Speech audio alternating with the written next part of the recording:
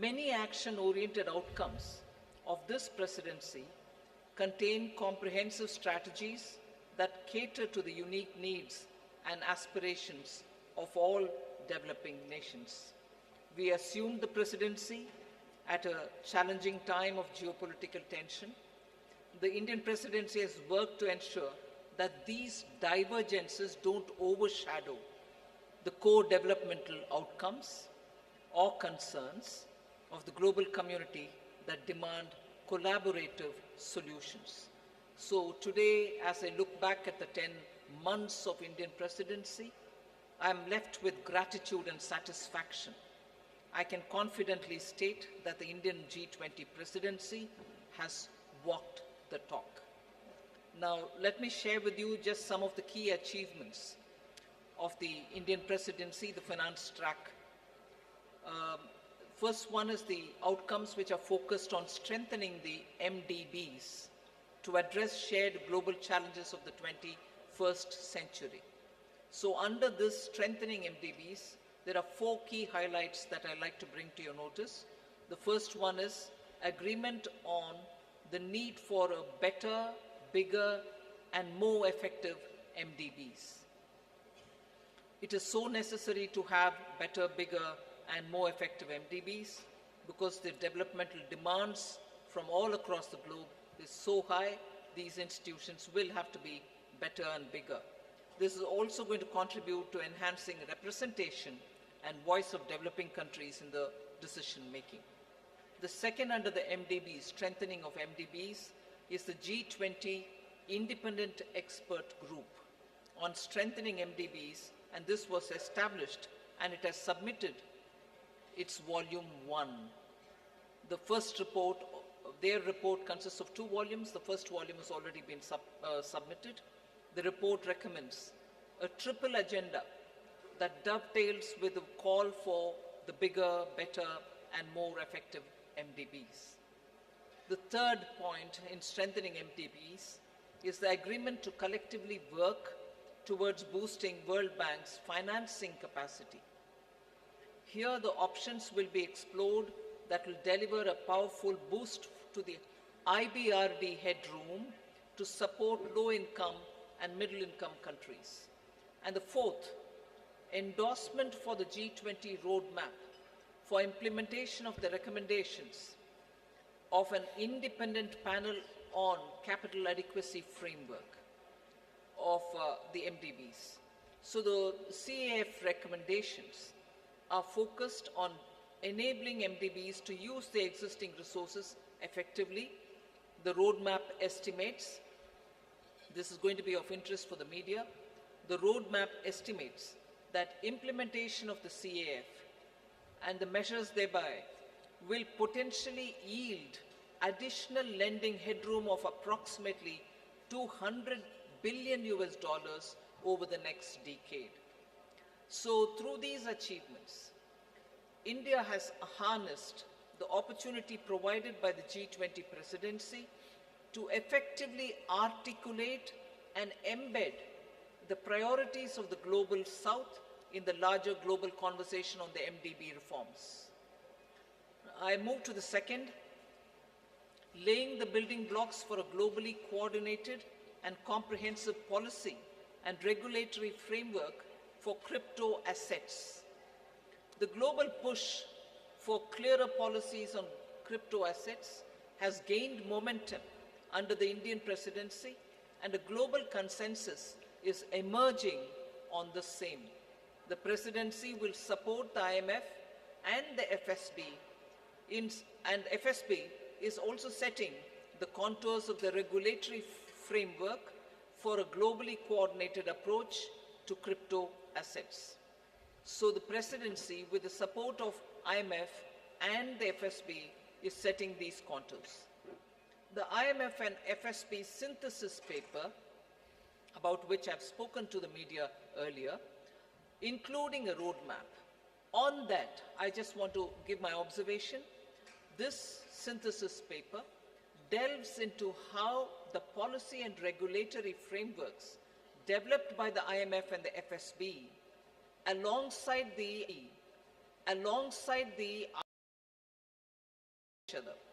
This paper, one which I'd like to draw your attention to, is the financial inclusion and productivity gains through digital public infrastructure.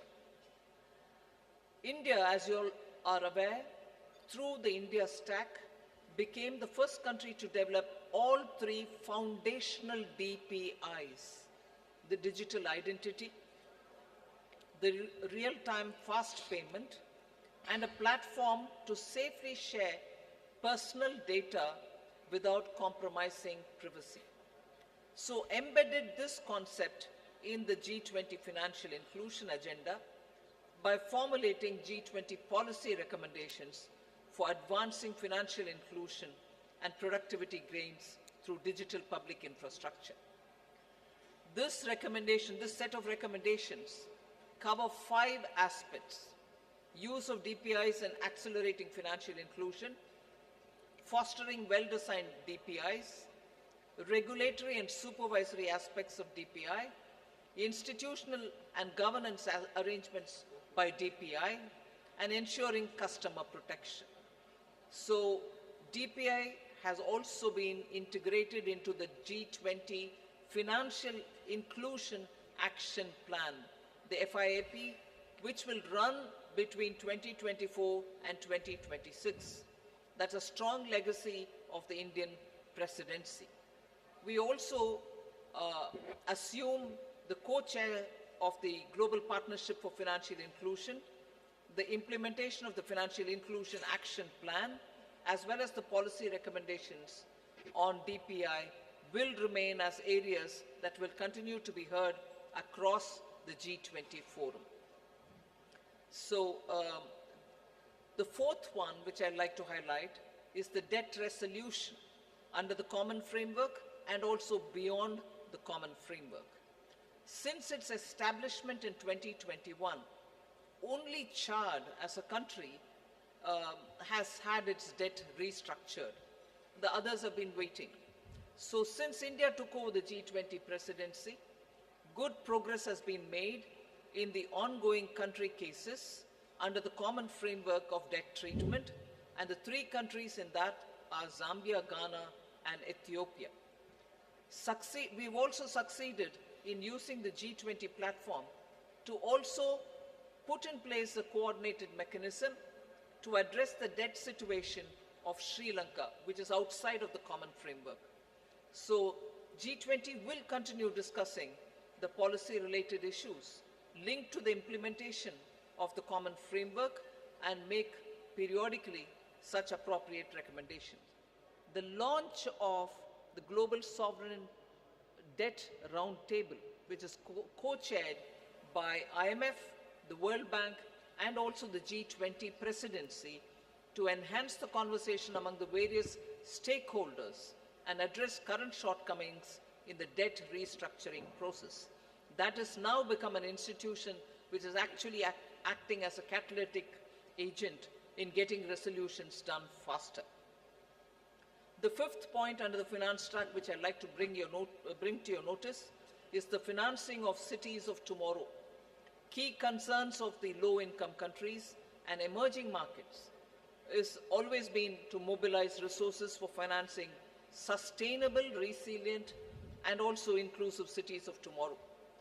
The G20 principles, which are issued for financing cities of tomorrow to promote effective and efficient use of financial resources to support urban development that is socially inclusive, environmentally responsible, and economically sustainable, are now all under the framework of the principles which have been used. The MDBs and the development financial institutions can use these principles in their financing plans for urban infrastructure. The sixth, which I'd like to quickly draw your attention, is the 2-pillar solution on global taxation, the international taxation. We've made substantial progress in the 2-pillar solution, and the work has also happened on the exchange of information on immovable property transactions between countries. There is a launch of the pilot program of the South Asia Academy in India for tax and financial crime investigation in collaboration with the OECD. The seventh, on which I'll elaborate, is mechanism to support the timely and adequate mobilization of resources for climate finance.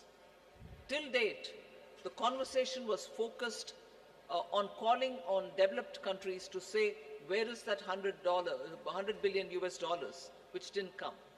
But Indian presidency adopted an action-oriented approach, and the G20 explored mechanisms that can support timely and adequate mobilization of resources for climate finance, facilitating access to multilateral climate funds and enhancing their leverage and ability to mobilize private capital has also been our focus.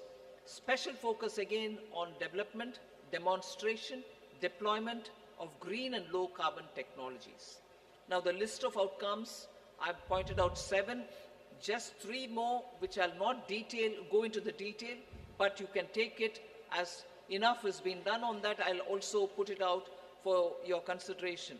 Scaling up sustainable finance for social sectors, health and education. Technical assistance for capacity building. Then global conversation on transition policies, especially to include range of options, both on pricing and non-pricing. And the third one, enhancing finance health collaboration so as to cover many other work streams as well.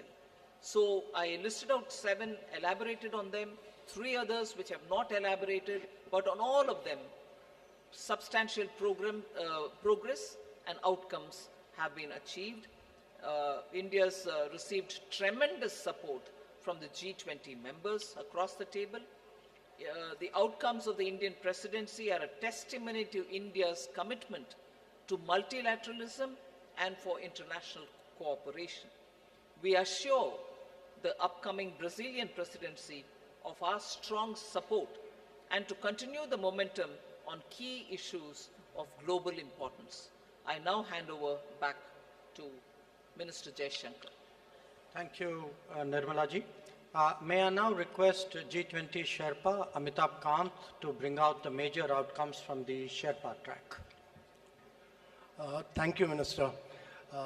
So first of all, when we started India's presidency, the Prime Minister had said that India's presidency must be inclusive, it must be decisive, it must be ambitious, and it must be action-oriented.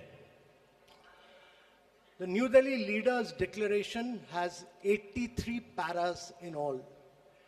All 83 paras have 100% consensus across all countries.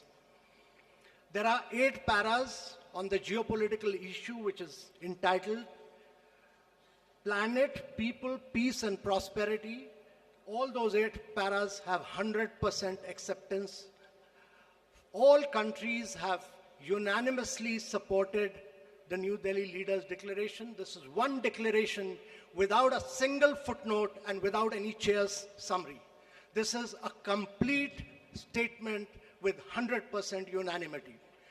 This demonstrates both the Prime Minister's and India's great ability to bring all developing countries, all emerging markets, all developed countries, China, Russia, everybody together on the same table and bring consensus.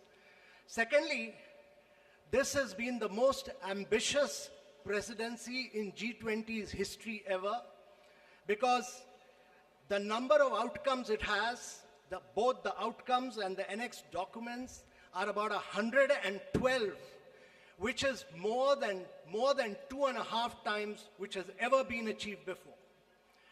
Thirdly, this presidency, if you go through the New Delhi Leaders' Declaration, it has a huge India narrative, it has a huge India footprint, whether you look at the Deccan high-level principles on food security, whether you look at the Chennai high-level principles for blue ocean economy, whether you look at the Goa roadmap for tourism, whether you look at the Gandhinagar implementation roadmap for land restoration, or Jaipur call for enhanced MSMEs, all this are will leave a huge footprint of India in G20.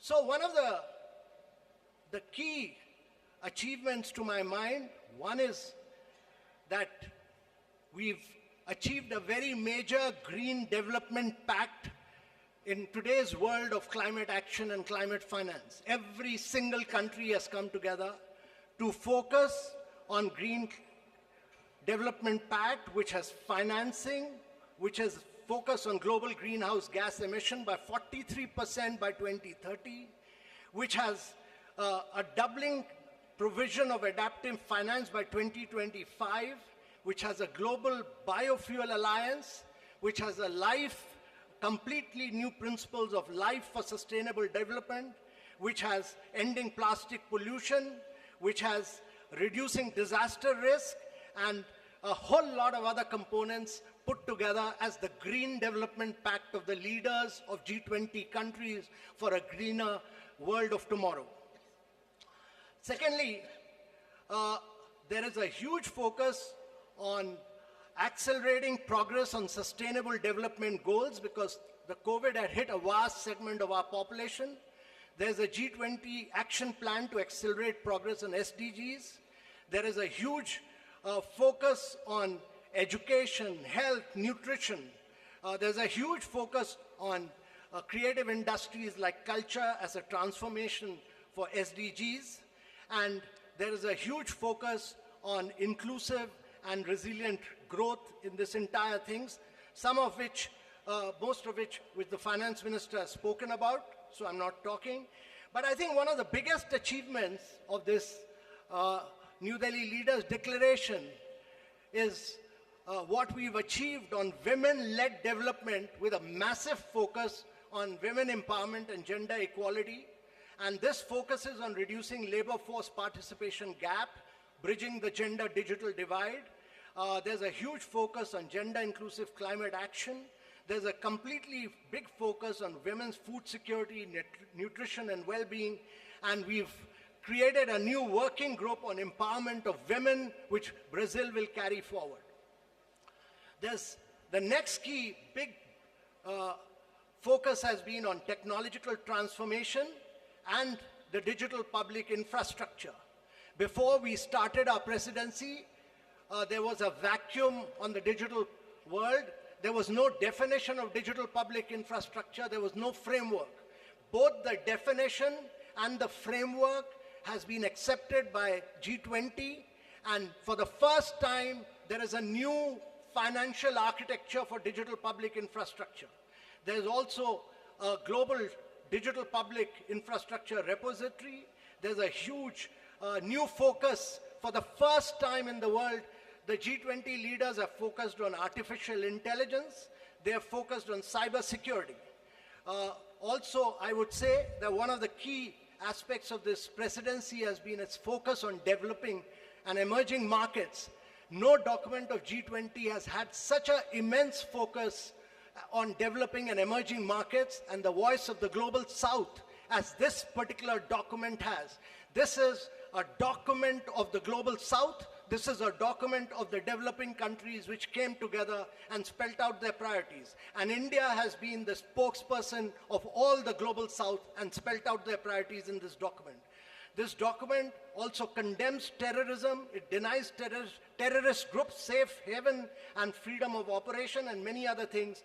But let me assure you that for the planet, there are several new initiatives on climate and health, and this has been an inclusive G20. This has been a very a G20 where the leaders give a direction to global agendas, and this has laid the foundation for very bold action. But more than anything else, it has amplified the voice of global south. It has also demonstrated that India has a huge capacity of bringing the world together and leading the world in developmental and geopolitical issues as well. So thank you very much, ladies and gentlemen. Thank you, Amitabh. Following up on my colleagues, let me add a few more remarks. While noting that the G20 is not the platform to resolve geopolitical and security issues, the leaders recognized that they can have significant consequences for the global economy. In particular, they dwelt on the ongoing war in Ukraine and the impact it has had, especially on developing and least developing nations still recovering from the pandemic and economic disruption. The 3 F's, food, fuel, and fertilizers, were issues of special concern. Another subject that was addressed by them, as the Sherpa noted, was countering terrorism and money laundering. The leaders condemned terrorism in all its forms and manifestations and recognized that it constitutes one of the more serious threats to international peace and security. So, in conclusion, as you can all see, all G20 member states have come to New Delhi with a strong sense of responsibility about addressing the most pressing global challenges. Speaking for India, we are clear that no one left behind, as the finance minister highlighted. No one left behind is as much a foreign policy goal as it is a domestic one. Indeed, it should be a global one. Obviously, there are differing viewpoints and interests at play in regard to the various issues under discussion. However, we have been able to find common ground on all of them. As a result, we can justifiably state that under Prime Minister Narendra Modi's guidance, the New Delhi summit has given clear directions for the growth and development of the global economy in the years ahead. We would be glad to respond to your queries. Thank you. Thank you very much, sir. Before I hand over, open the floor for questions, let me just mention that the document in question, the New Delhi Declaration, has been uploaded on the website about an hour ago, and please have a look at it. Let me open now the floor. I see gentleman at the back. Yeah, right there at the back on the left. Yeah. Parikshit, right? Yeah, please. No, not there. Behind you.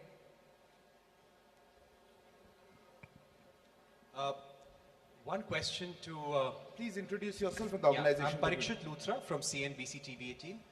My question to Minister Jaishankar and G20 Sherpa Amitabh Kant and also Finance Minister Nirmala Sitharaman. How difficult was it to have consensus on the wording of the Ukraine-Russia war? This has been a difficult point in every conversation in the G20. There were several drafts circulated. We heard of a new draft this morning as well. Were there any countries which actually helped India in bringing consensus on the table? I see a name. I see the lady here. Please, ma'am. Yeah, you.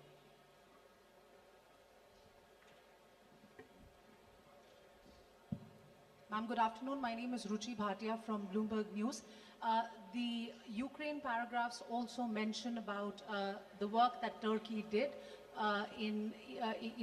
with respect to getting some sort of a consensus on the issue of the Black Sea grain deal as well. Where are things with respect to that, and can we expect any movement on that critical issue anytime soon, because it does concern several nations across the globe? Thank you. There's a hand there, the gentleman, yeah, right at the back on the left. Microphone, please. Yeah, it's working. This is Manas Pratim Huyan from Press Trust of India, PTI. In one of the paragraphs referring to the Ukraine conflict, it is mentioned that there were different views and assessment of the situation. So, how do you explain this line about having differences on the Ukraine crisis? The question to Foreign Minister or the G20 Sherpa. Gentleman here. Hi, this is Ashish Singh from the Geostrata.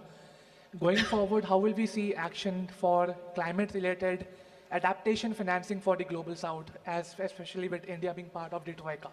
Thanks. We'll take one last question there. Yeah, there. Yeah, the lady there. I'm sorry. Behind you, right at the back.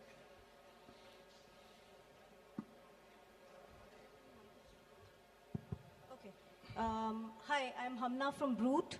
I wanted to know, does India see itself as the leader of the global south, and how did it assume this role? Because there's been a lot of conversation about bringing the global south together. So, yeah. Sir, may I hand over? How does India see itself as leader of the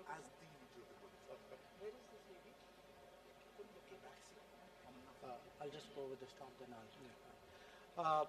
Let me respond to some of the questions, and then I'd like request the Sherpa to come in on that after me. How difficult was it to forge consensus on the Ukraine issue? This, as we have pointed out, is a declaration of 83 paragraphs. It has a lot of content. There are a lot of subjects which have been covered, some of which we have spoken about. But obviously, because of the ongoing conflict, the strong views about it, considerable time was spent, especially in the last few days, in regard to geopolitical issues, which really centered around the war in Ukraine. The question who helped, eventually everybody helped because everybody came together for the consensus. But I think if Sherpa would bear me out, I think the emerging markets took a particular lead on this, and many of us have a strong history of working together. Bear in mind that actually you have 4 developing countries in succession as G20 presidency: Indonesia, us, Brazil, and South Africa.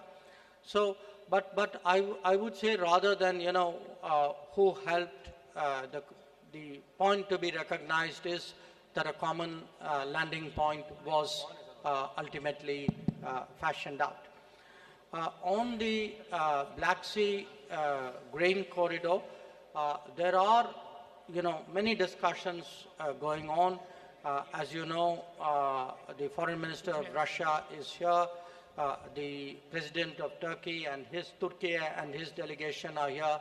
UN Secretary General is here. Other people are here. So it's natural that there would be discussions going on this. In the past, I should add, when the Green Corridor was created at Bali last year, we had also, in our own way, contributed to some bridging of viewpoints and concerns, both between, at that time, between Turkey and Russia, and also worked with the UN Secretary General. On the sentence, that phrase about having different viewpoints and assessments, I think we are being transparent. It is a fact. This is today a very polarizing issue. There are multiple views on this. There are a spectrum of views on this. So I think, in all fairness, it was only right to record what was the reality in the meeting rooms, and I think that is the sense that is sought to be captured. And I will leave the climate action issue to Sherpa, and I don't know if Finance Minister would like to speak on it. But on the global south, look, it is not, what India has tried to do, beginning with our presidency, was to seek to ensure that the concerns of the global south constitute the core agenda of the G20 deliberations. Because after 3 years of pandemic, after economic disruptions of various kinds, after the impact of the Ukraine conflict, after climate events, the fact is that the countries of the global south are in deep economic distress. And that distress has not, in our view, been fully recognized till now. And we therefore very consciously started off with the Voice of the Global South Summit. But again, I emphasize, the voice was of the presidency. We saw it as our responsibility of distilling the views which were expressed in that summit and putting it before the rest of the G20. And we can take a lot of satisfaction that many of the issues that the finance minister highlighted, which the Sherpa highlighted, these are truly global south issues, and we hope that certainly the Delhi summit and the deliberations which will take place today and tomorrow would give strong guidance to take them forward. Sherpa, Amitabhji, if you want to add to it. On the Russia-Ukraine crisis, India worked very closely with Brazil, South Africa, and Indonesia. And I want to say that it was the emerging markets which played a very key role. India worked with all the emerging markets which played a very key role.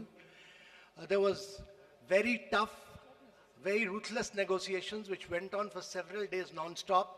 And I really feel that in the end, the issue was clinched because of the leadership of the Prime Minister, because eventually we had to say that the leader wants it, and this has to be delivered. And secondly, I really want to thank Mr. Jaishankar. I constantly took his advice, and he guided me, and he gave me two really outstanding officers. One was Naidu, Nag Naidu, who's a very outstanding officer and very enthusiastic, motivated young officer who worked with me, Inam Gambhir. They did a really outstanding job as far as the geopolitical issues concerned. I had two other Foreign Service officers who've done brilliant work, Abhay Thakur and Ashish Sinha, on different aspects. But on geopolitics, they've done a really spectacular work. So it was really great teamwork. It was just brilliant teamwork by India, which has enabled us to achieve consensus on an issue on which the world has evaded any consensus. Even the Bali document, which we talk about, actually, we could not move forward with it because we could not arrive consensus in it for the first meeting. And on climate, let me tell you that this is one of the most ambitious document on climate, because it talks about almost 5.9. It moves first the language from billions to trillions, and secondly, it talks about 5.9 trillion requirement for the presidency and for the G20 countries.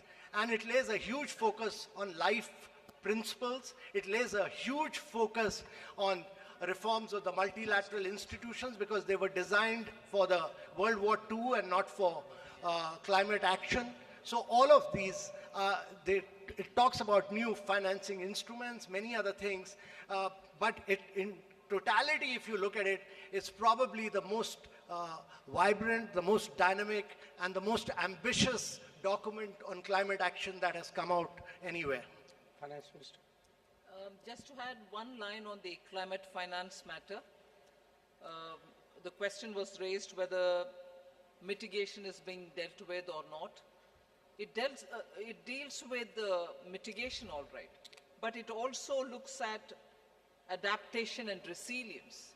I think now the debate on climate finance is also moving much more into resilience, whether it is infrastructure or planning for it or funding. Resilience takes precedence. That is one.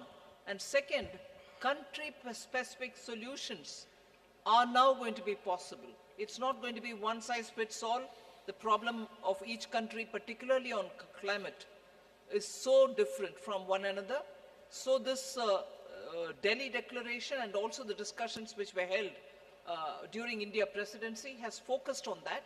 And thirdly, pricing and non-pricing tools are also now available for countries to adopt. It is not just going to be price it if it is carbon intensive and forget the others. Countries do demand pricing as one of the tools, but non-pricing solutions are also going to be a lot more friendlier to countries with different carbon emission levels. Thank you. Thank you. I'll open there's a lady here. Yeah, please. It's okay. No, ma'am, the microphone's already there. Yeah, go ahead, ma'am. You have the microphone.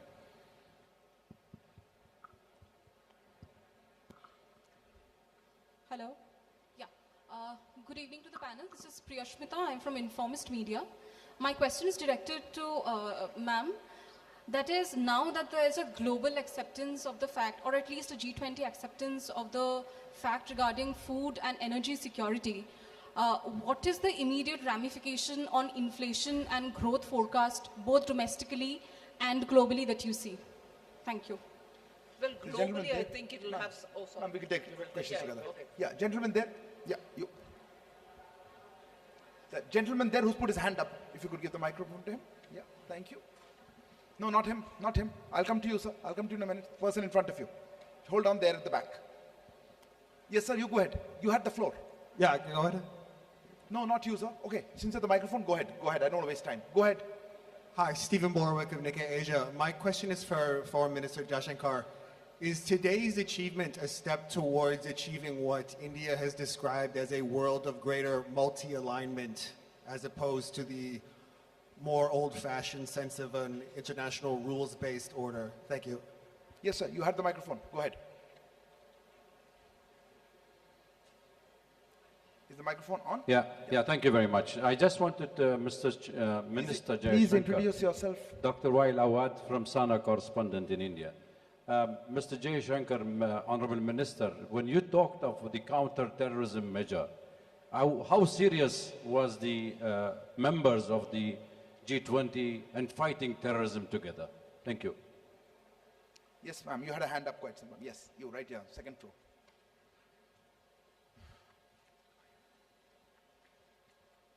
Samira Hussain with BBC News.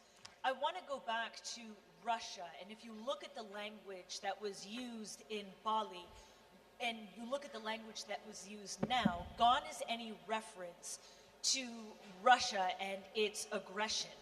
Were those concessions made in order to get Russia to sign on? And do you think the weight of this has been watered down? And does that take away from its importance, especially when you're talking about fuel and food security? Yes, you. Yeah. Right in front. No, ahead of him, please. I saw his hand. Yes, you. Please, go ahead.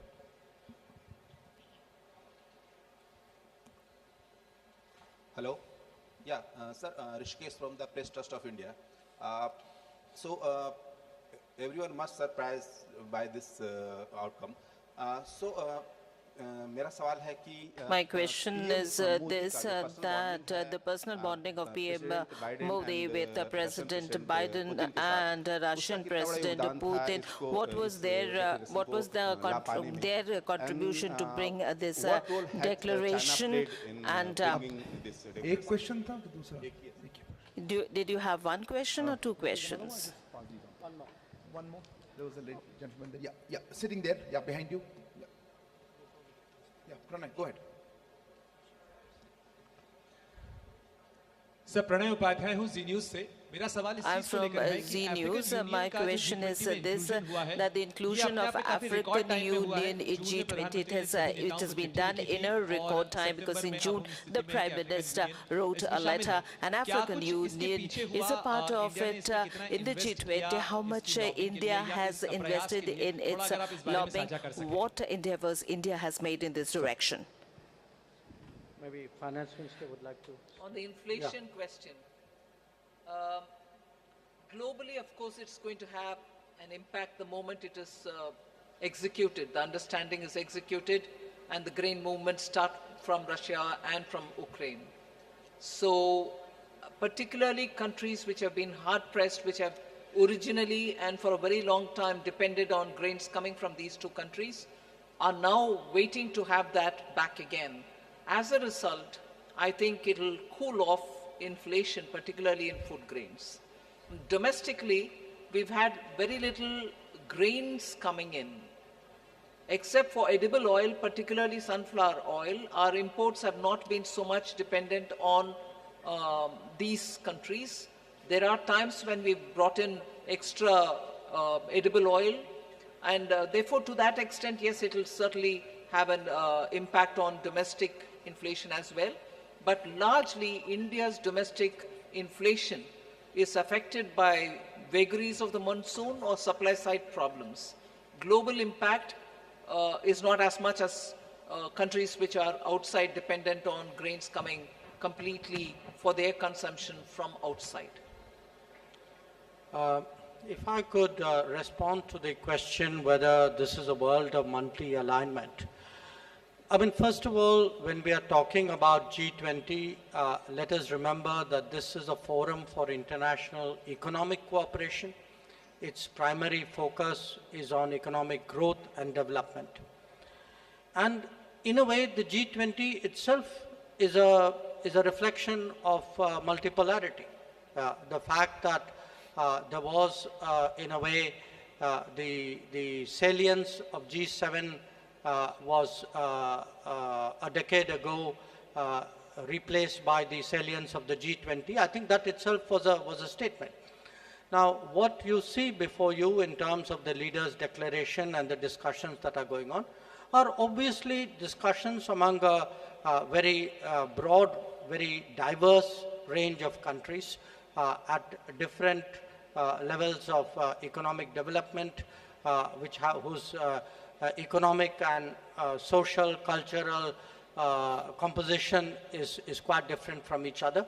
So I think in that sense, it's quite reasonable to assume that there is a certain, there's a spectrum of views and interests out here which we have tried to harmonize to produce the declaration.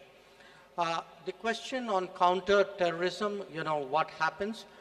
I would draw your attention to paragraphs 74 and 75 of the Leaders' Declaration.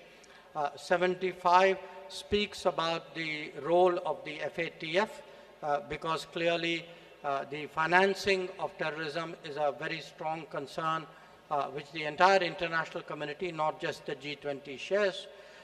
The 74 deals with illicit trafficking and diversion of small arms and light weapons. So I think these are concerns. So within the G20, I think these conversations are quite helpful, but obviously in terms of policy action, they will be carried into their particular mechanisms and forums which focus on the issue.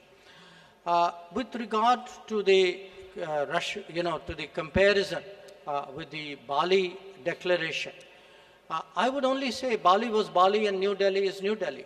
I mean, Bali was a year ago. The context, the situation was different.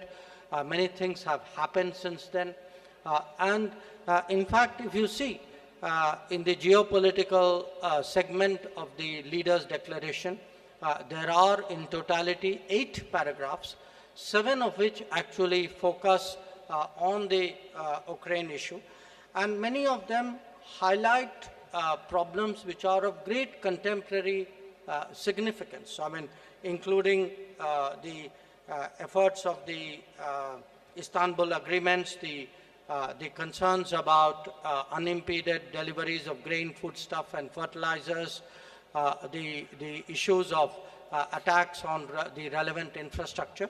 So I think it's, one should not have a theological view of this. I think the New Delhi Declaration responds to the situation and concerns as it is today, just as the Bali Declaration did in a situation which was there a year ago. And finally, with regard to the your question was about PM's personal bonding. Today, in fact, not just today, yesterday, and in some cases at the Jakarta East Asia Summit as well, where the Prime Minister was there.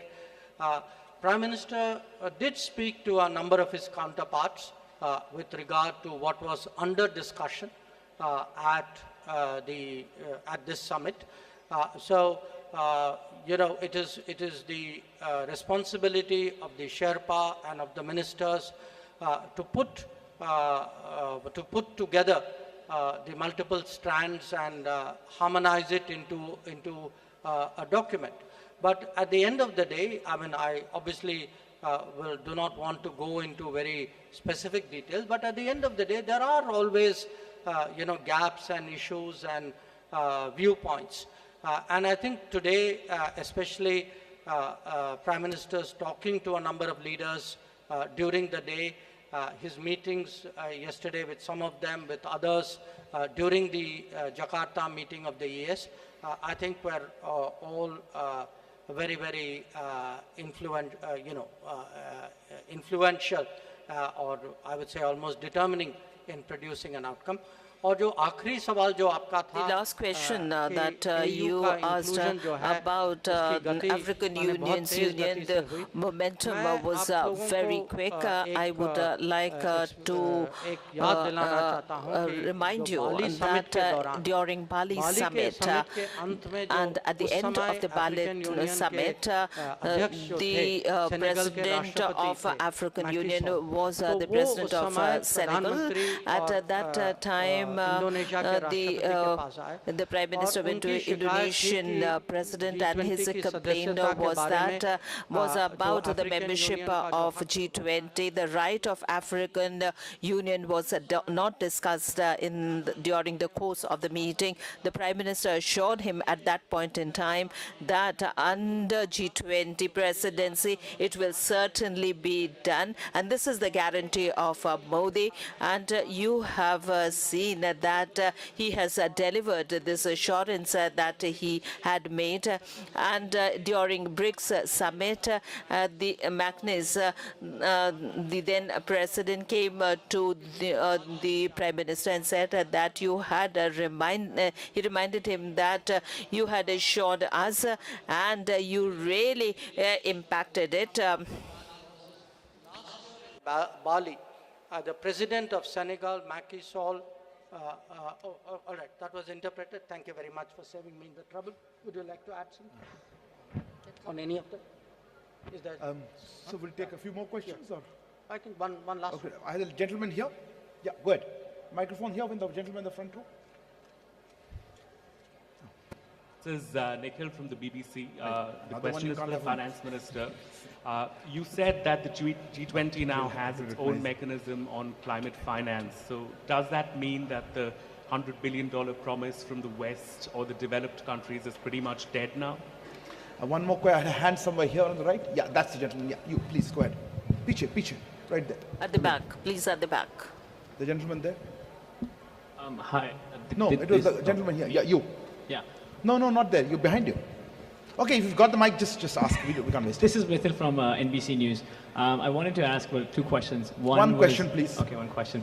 The absence of President Xi Jinping at this summit, does India see this as a snub towards Prime Minister Narendra Modi, especially with the border issues, as well as President Joe Biden? You have the microphone. You're next. So I'm Sahil from ANI News Agency. So what kind of framework can be expected regarding crypto assets among the G20 nations? What assets? I saw one hand. Yes, gentleman. Yes, sir. Here. You have the microphone? Go ahead. What kind? Could you just have that question? Could you ask the question again on the crypto? I think your question was. Yeah. Yeah. Could you repeat that, Minister? Ma'am, they could not pick it up. What kind of framework can be expected regarding the crypto assets among the G20 nations?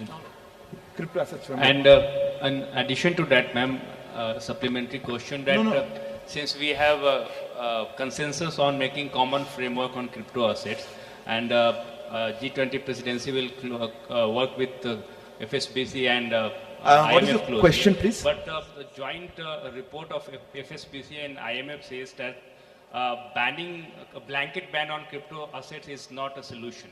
So my question is that is there a consensus on just to regulate it or ban it completely? Okay. You, last question. This is Matthew Shivlin from Climate Home News.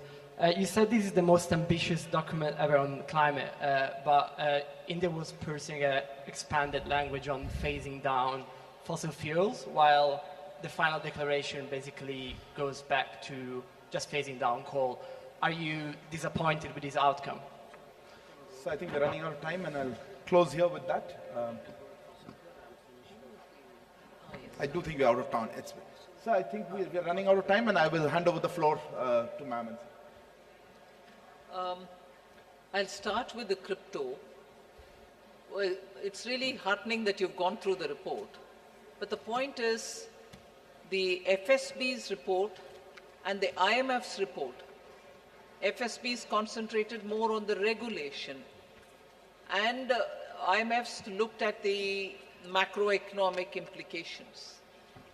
So the synthesis paper is something which the G20 membership will go through in detail.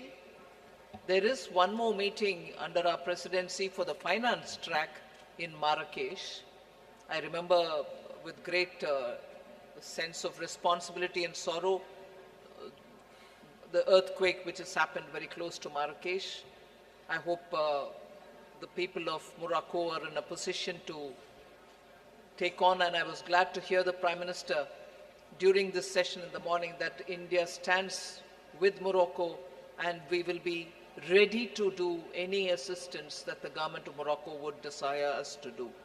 So with that said, with a heavy heart, the next meeting was scheduled for Marrakesh, and there the FSB report and the IMF, which is the synthesis report, will be discussed, and the materials are all already available in public domain. So it is for the membership to take a call as to how it wants to move on it. A framework or a template, whatever be it. I don't think we've given it a name as yet. And also to now discuss whether it is going to be a regulation only and not a ban. I'm not getting into that debate. It is the reports, the synthesis, and also the early IMF report, both of which have been discussed. You're right in saying this report says this. It's up to the G20 membership to take a call on how it wants to move forward. And that you'll get to know more during the autumn meet of the World Bank. There was a question on climate finance. I don't think it is a question of are you writing off this 100 billion which was promised earlier, and now that you've come up with a newer way of the funding climate. I don't think it is this or that. Whatever trickle had come earlier of the 100 billion, or what it can come now through the private partnership or bringing in philanthropy or anything else, can keep going on that. But the fact remains that now the larger discussion has brought in very many more elements of how to finance. So both will have its own role to play because climate issues attain great sense of urgency. Would you like to speak on? So on the fossil fuel, I'll like to say that if you read through the entire document, it's very, very ambitious. First of all, for the first time, G20 has talked about tripling of renewable energy capacity by 2030 globally. Secondly, this is the first document which talks about, which has very huge focus on fossil subsidies. And thirdly, this is the first time that there is a huge focus on billions to trillions of dollars in climate finance. There is a huge focus on Global Biofuel Alliance, which will be launched today. There's a huge focus on green hydrogen, and also there's a massive focus on energy, resource efficiency and circular economy industry coalition, and there's a focus on, to my mind, very huge focus on, the document is actually a very, very strong focus on lifestyle for environment, which is life, which the Prime Minister has initiated, and several studies have said that it can lead to 20%, an IEA study has said that it can lead to 20% reduction in greenhouse emissions. So huge focus on climate action. So let me conclude with the last question, which is the levels of participation. I think it's for every country to decide at what level they would be represented. I don't think one should overly read meanings into it.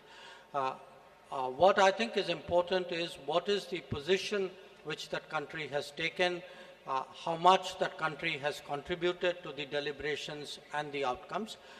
And I would say here that all the G20 members, and since the question was asked specifically about China, I would say China as well, that China was very supportive of the various outcomes, and it is only because the members